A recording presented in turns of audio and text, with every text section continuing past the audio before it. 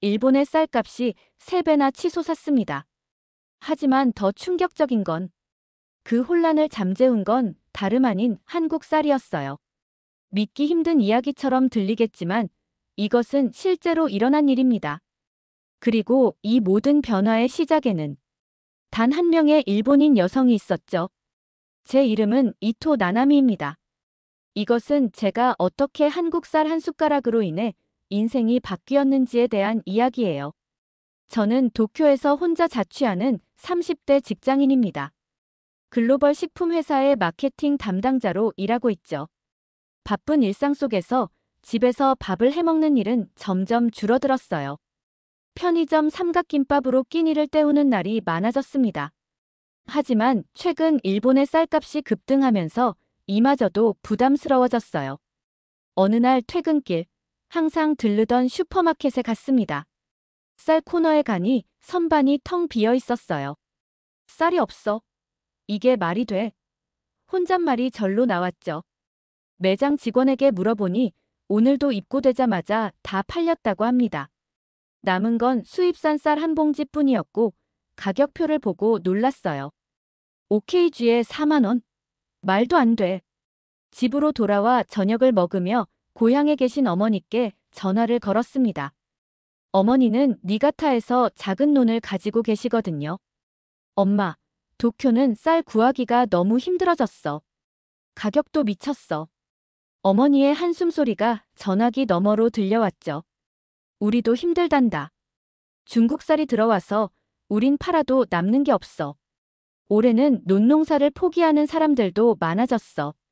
다음 날 회사에서 사무실 사람들도 다들 비슷한 얘기를 했습니다. 쌀값 폭등으로 가게 부담이 커졌다는 이야기부터 식당에서 밥 공기가 작아졌다는 불만까지요. 일본인의 주식인 쌀이 이렇게 문제가 될 줄은 아무도 예상하지 못했던 겁니다. 오후 회의에서 부장님이 저를 불렀어요. 이토 씨, 다음 주에 한국에서 열리는 스마트 농업 박람회에 다녀왔으면 해. 최근 한국이 농업 기술에서 많이 발전했다고 하더군. 우리 회사 식품 개발에 도움이 될 만한 정보를 수집해 오길 바라네.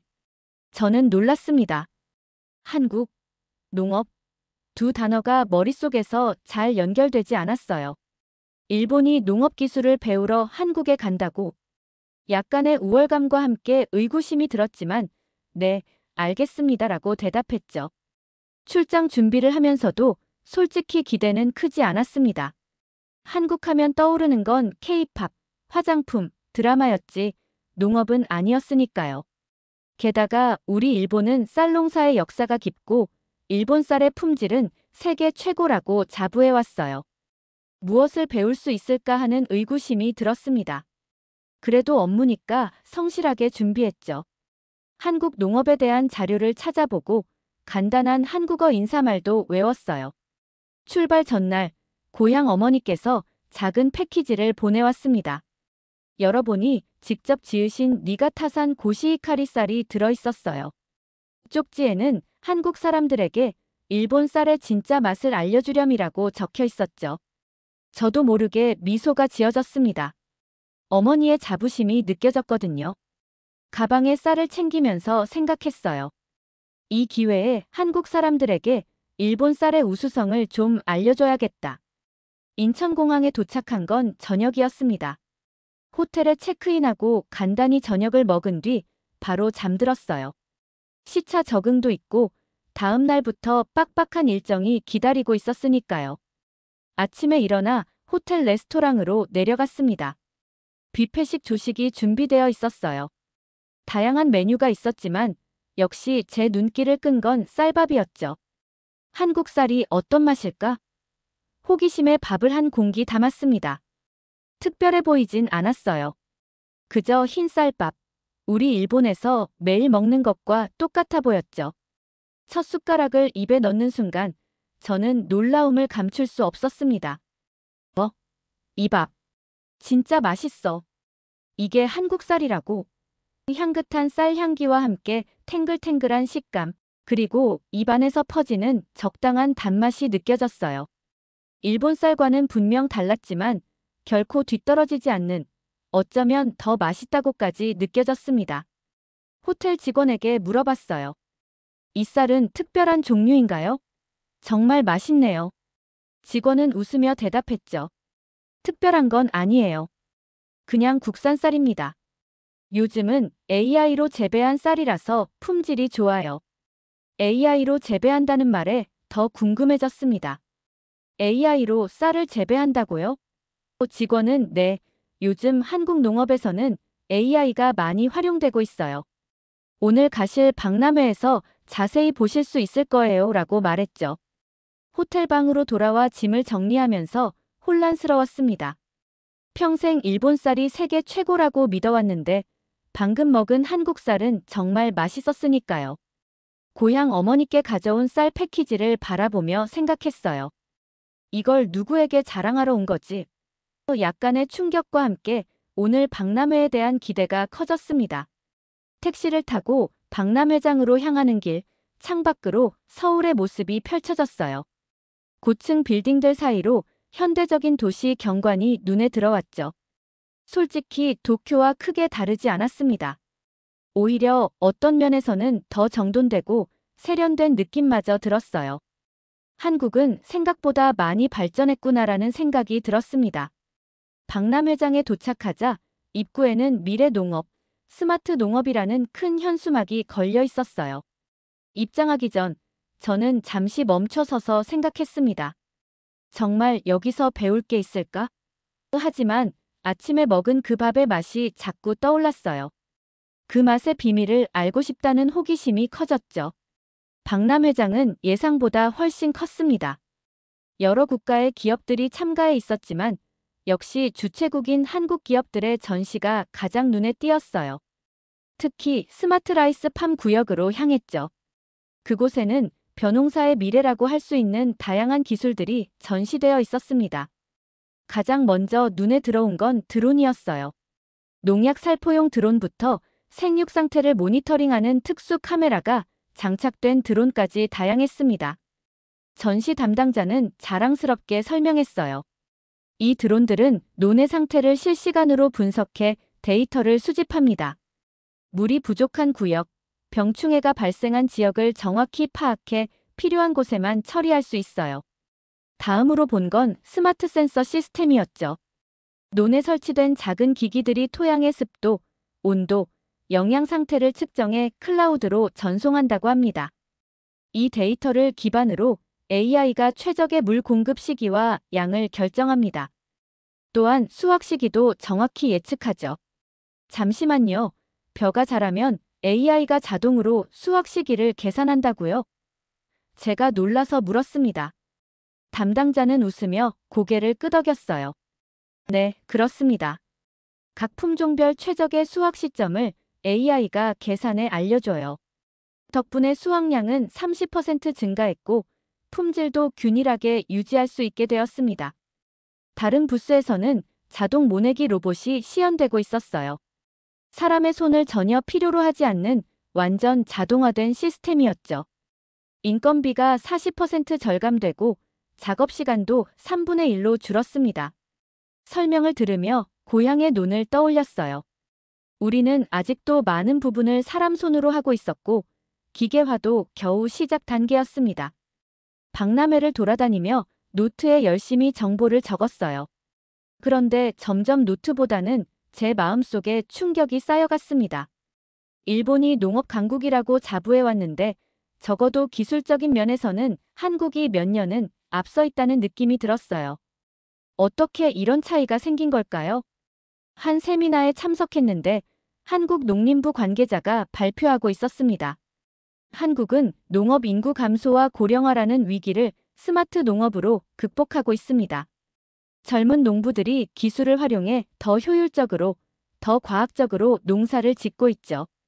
일본도 똑같은 문제를 겪고 있었지만 우리의 대응은 달랐습니다. 우리는 전통을 고수하는 방향으로 갔고 한국은 기술로 혁신하는 길을 택한 것 같았어요. 그날 저녁 호텔방에 돌아와 정리한 자료들을 보며 생각했습니다. 우리가 쌀농사의 전통을 자랑스럽게 지키는 동안 한국은 미래를 준비하고 있었구나.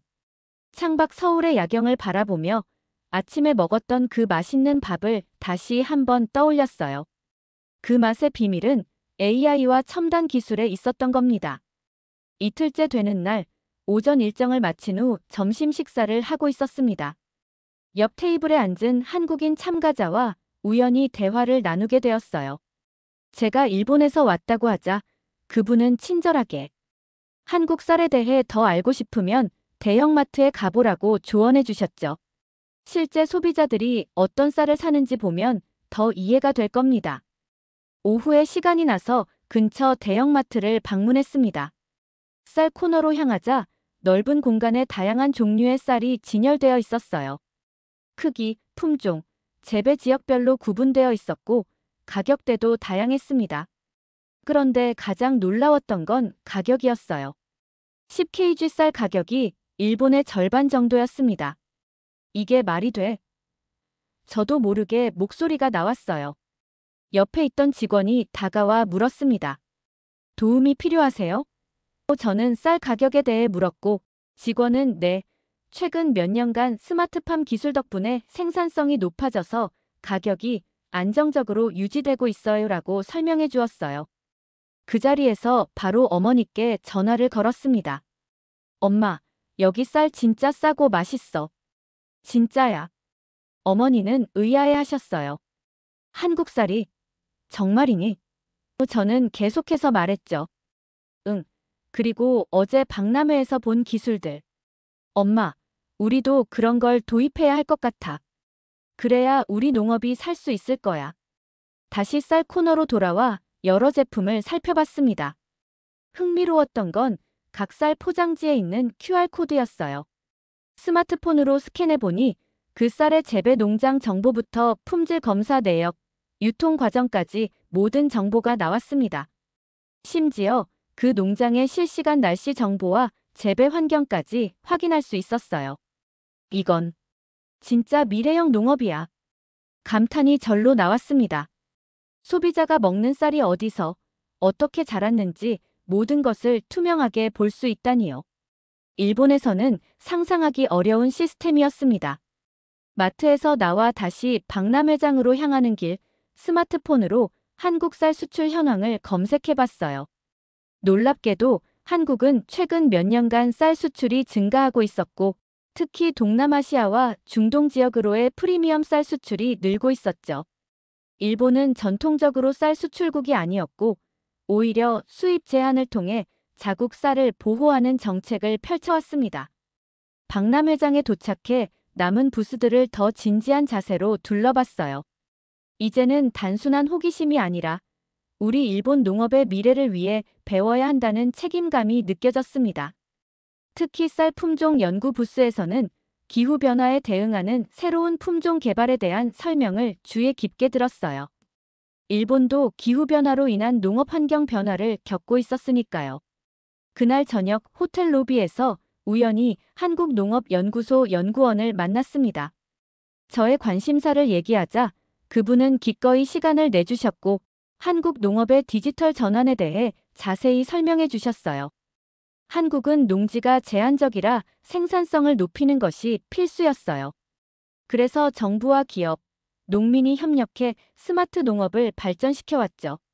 대화를 마치고 방으로 돌아오며 생각했습니다. 일본도 농지가 제한적인 건 마찬가지인데 왜 우리는 이런 혁신을 이루지 못했을까? 그리고 이제 뭘 해야 할지 고민했어요. 이 깨달음을 어떻게 일본에 가져갈 수 있을까요?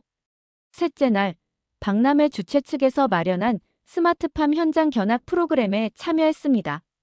서울 근교의 대규모 논으로 향하는 버스 안에서 가이드가 한국 쌀 산업의 현황에 대해 설명해 주었어요. 현재 한국의 쌀 자급률은 95%를 넘고 품질 면에서도 세계적 수준에 도달했습니다. 10년 전만 해도 이런 성과는 상상하기 어려웠죠. 농장에 도착하자 넓은 논이 펼쳐져 있었어요. 먼저 눈에 띈 건 논마다 설치된 작은 기둥들이었습니다. 담당자의 설명에 따르면 이건 각종 센서와 CCTV였어요. 이 센서들이 물 온도, 토양 상태, 벼의 성장 상태를 24시간 모니터링합니다. 모든 데이터는 클라우드로 전송되어 AI가 분석하죠. 논 위로 드론이 날아다니고 있었습니다. 저 드론은 지금 벼의 생육 상태를 점검하고 있습니다. 문제가 발견되면 자동으로 알람이 울리고 필요한 조치를 취할 수 있어요. 물 공급 시스템도 완전 자동화되어 있었죠.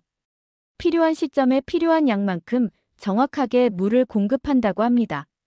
가장 놀라웠던 건 모내기 과정이었어요. 작은 로봇이 논을 가로지르며 정확한 간격으로 모를 심고 있었습니다. 사람의 손길이 전혀 필요 없었어요. 이건 농업이 아니라 첨단 산업이다. 제 입에서 탄성이 나왔습니다. 농장 관리자는 자랑스럽게 성과를 설명했어요. 스마트팜 도입 후 생산성이 30% 향상되었고 인건비는 40% 절감됐습니다. 품질 관리는 99% 자동화되어 일관된 품질을 유지할 수 있게 되었죠.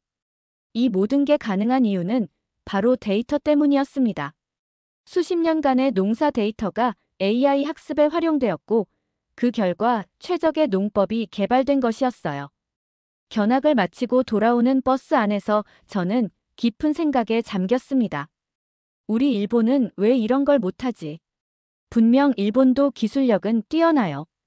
로봇 분야에서는 세계 최고 수준이고 AI 연구도 활발하죠. 그런데 왜 농업에서는 이런 혁신을 이루지 못했을까요? 답은 아마도 우리의 전통에 대한 집착에 있을지도 모릅니다. 일본 농업은 오랜 역사와 전통을 자랑스럽게 여기고 그것을 고수하려는 경향이 강했어요. 변화를 거부하며 전통적인 방식을 고집했죠. 하지만 한국은 전통을 존중하면서도 기술로 그것을 발전시켜 나가는 유연함을 보여주었습니다. 호텔로 돌아오는 길에 결심했어요. 이번 출장에서 배운 것들을 단순히 보고서에 담아 회사에 제출하는 것으로 끝내지 않겠다고요. 더 많은 사람들에게 이 사실을 알리고 우리 일본 농업의 변화를 위해 작은 힘이라도 보태고 싶었습니다. 특히 고향에 계신 어머니와 농민들에게 이 기술의 가능성을 꼭 전하고 싶었어요. 그날 밤 한국 쌀 몇 봉지를 구입했습니다. 집에 가져가서 직접 맛을 보여드리고 싶었어요. 그리고 전에는 생각지도 못했던 일을 했죠. 한국의 농업기술회사 몇 곳에 명함을 건네고 연락처를 교환했습니다. 혹시 일본에 이 기술을 소개할 기회가 있다면 도움을 청하고 싶었거든요. 일본으로 돌아온 후 주말에 고향을 방문했어요. 니가타의 작은 시골 마을, 제가 자란 곳입니다. 어머니는 항상 그렇듯 반갑게 맞아주셨죠. 어땠니? 한국은? 어머니의 질문에 저는 조심스럽게 대답했습니다. 생각보다 배울 점이 많았어요. 구체적인 얘기는 아직 꺼내지 않았어요. 먼저 맛으로 보여드리고 싶었거든요. 저녁 준비를 돕겠다고 나서며 가방에서 한국에서 산 쌀을 몰래 꺼냈습니다. 어머니께 말씀드리지 않고 그 쌀로 밥을 지었어요. 식탁에 앉아 저녁을 먹기 시작했을 때 어머니가 첫 숟가락을 드시고 눈을 크게 뜨셨습니다. 이 밥, 뭔가 다르다. 향도 좋고 식감도 기가 막히네. 새로운 쌀인가? 순간 망설였지만 진실을 말씀드렸어요. 사실 한국 쌀이에요. 어머니의 표정이 굳어졌습니다. 이게 한국 쌀이라고? 잠시 침묵이 흘렀고 어머니는 한숨을 내쉬셨어요. 그런데 뜻밖에도 어머니는 고개를 끄덕이셨습니다. 우리도 변해야겠구나. 어머니의 반응에 저는 놀랐어요. 이해를 구하기 위해 한국에서 보고 온 것들을 모두 이야기했습니다. 스마트팜, AI 기술, 자동화 시스템, 그리고 대형마트에서 본 쌀의 가격과 품질까지. 어머니는 묵묵히 듣고 계셨어요. 알고 있었단다. 어머니가 말씀하셨습니다. 우리 농부들이 점점 살기 힘들어지는 걸. 젊은이들은 농사를 이어받지 않고 우리는 점점 늙어가고. 하지만 변화하는 건 두려운 일이지. 어머니의 눈에 잠시 슬픔이 스쳤다가 사라졌어요. 밥그릇을 다시 한번 바라보시더니 어머니가 말씀하셨습니다. 근데 정말 맛있구나, 이 밥. 저는 그 순간 용기를 얻었어요. 어머니, 제가 한국에서 알게 된 농업기술 회사가 있어요. 혹시 우리 마을에서도 시도해 볼 생각 없으세요? 작게라도 시작해 보면 어떨까요? 어머니는 잠시 생각에 잠기셨다가 고개를 끄덕이셨습니다. 그래, 한번 얘기해 보자. 농협회의가 이번 주말에 있거든. 내가 직접 와서 설명해 줄래? 저는 기쁨에 가슴이 뛰었어요. 변화의 첫걸음을 떼는 기분이었습니다. 약속대로 주말 농협회의에 참석했어요. 저는 한국에서 보고 온 것들을 준비한 자료와 함께 차분히 설명했습니다. 처음에는 회의실에 정막이 흘렀어요. 어떤 분들은 의심스러운 눈초리로 쳐다보셨고, 어떤 분들은 흥미롭다는 표정이었죠. 우리가 수백 년 해온 농법을 바꾸자고 한 어르신이 의심스럽게 물으셨습니다. 저는 고개를 저었어요. 전통 농법을 완전히 버리자는 게 아닙니다. 오히려 전통의 가치를 더 높이기 위해 기술을 활용하자는 거예요. 한국의 스마트팜에서는 전통 농법의 지혜를 데이터화해서 AI에 학습시키고 있었습니다. 이야기가 진행될수록 분위기가 조금씩 바뀌었어요. 특히 제가 준비한 경제성 분석 자료를 보여드렸을 때 많은 분들이 현실적인 관심을 보이셨습니다. 인건비 40% 절감, 생산량 30% 증가라. 이런 숫자들은 농민들에게 직접적인 의미가 있었죠. 회의가 끝날 무렵 놀랍게도 마을 농협에서 소규모 시범 프로젝트를 시작하기로 결정했어요. 5명의 농가가 자원해서 각 논에 스마트 센서를 설치하고 데이터를 수집해보기로 했습니다. 첫 단계는 작은 것이었지만 중요한 시작이었어요. 회사로 돌아간 후에도 저는 계속해서 이 주제에 관심을 가졌습니다. 부장님께 자세한 보고서를 제출했고 우리 회사 연구팀에서도 관심을 보였어요. 이토 씨, 이건 단순한 출장 보고서가 아니라 사업 제안서에 가깝군요. 연구팀과 함께 더 발전시켜 볼까요? 한 달 후 지역 방송국에서 연락이 왔습니다. 우리 마을의 스마트팜 시도에 대해 들었다며 인터뷰를 요청했어요. 그렇게 저는 카메라 앞에 서게 되었습니다. 긴장되었지만 솔직하게 제 경험을 나눴어요. 처음에는 저도 의심이 많았습니다. 한국에서 농업 기술을 배워온다니 자존심이 상하기도 했죠. 하지만 직접 경험해보니 달랐습니다. 한국 쌀이 일본 쌀보다 맛있었어요. 카메라를 정면으로 바라보며 말했습니다. 변화가 필요합니다. 우리가 지켜온 전통을 이제는 기술로 지켜야 합니다. 인터뷰 영상은 예상보다 많은 관심을 받았어요. SNS에서 공유되면서 전국의 농민들 사이에서 화제가 되었습니다.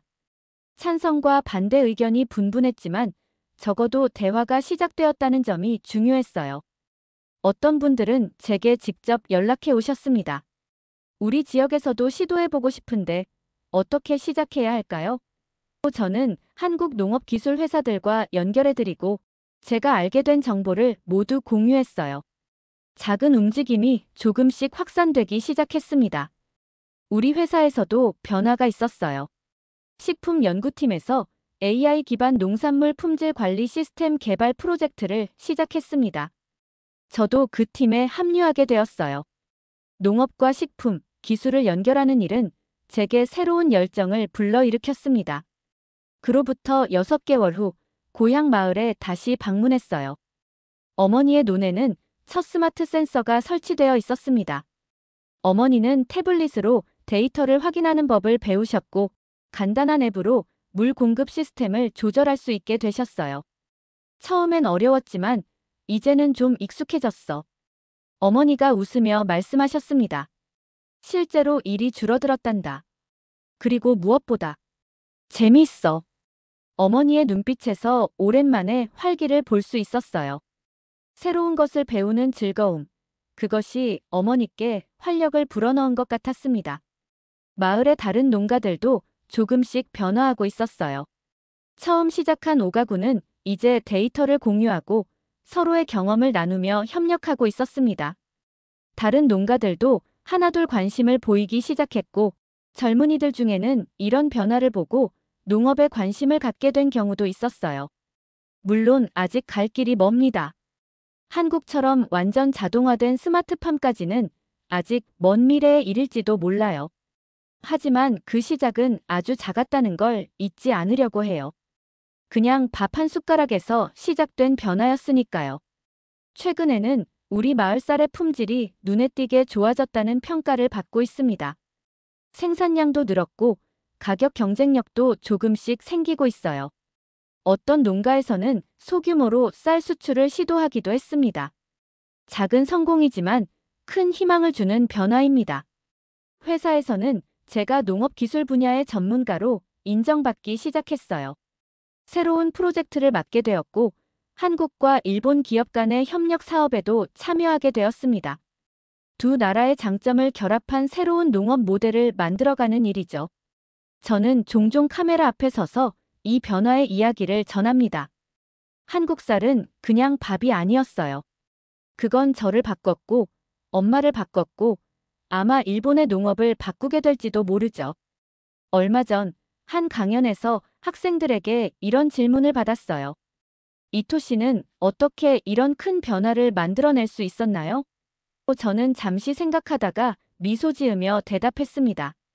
저는 아직도 그 맛을 기억해요. 호텔 아침 식사에서 경험한 그 한 숟가락의 맛을. 그 맛이 저를 변화시켰고 그 변화가 주변으로 퍼져나간 거예요. 진짜 변화는 거창한 계획이나 대단한 기술에서 시작되지 않을 수도 있습니다. 때로는 맛있는 밥 한 숟가락, 열린 마음 하나, 작은 용기에서 시작될 수 있어요. 이게 제가 배운 가장 큰 교훈입니다. 오늘도 저는 아침에 일어나 밥을 짓습니다. 이제는 한국 쌀과 일본 쌀을 섞어서요. 두 나라의 장점이 만나 더 맛있는 밥이 되듯 전통과 혁신이 만나 더 나은 미래를 만들 수 있다고 믿습니다. 그리고 그 믿음은 단 한 숟가락의 밥에서 시작되었어요.